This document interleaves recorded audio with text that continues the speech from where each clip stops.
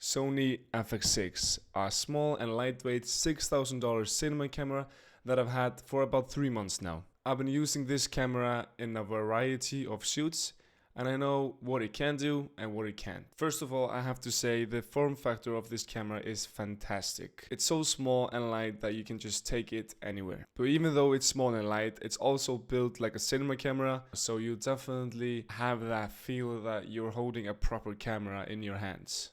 One of the standout features for me is the ND filter.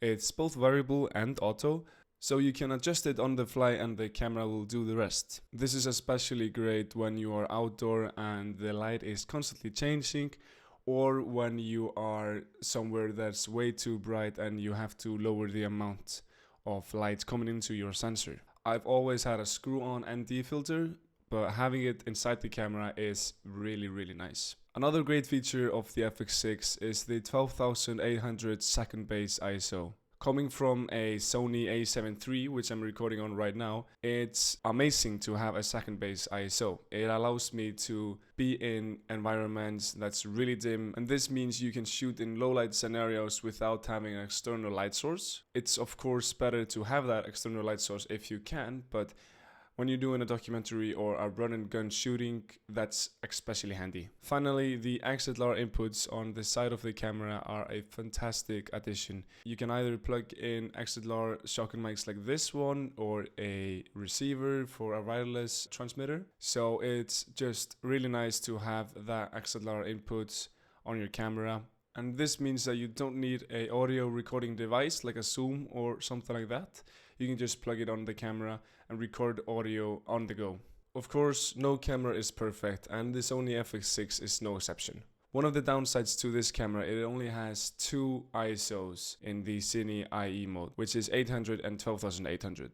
It can be a bit tricky not being able to be somewhere in the middle of that range, but what I mostly just do is I put it then into the 12,800 and just put an LND filter on. It's just that coming from a Sony A7 III or Sony A7S III, you can change your ISO as you go.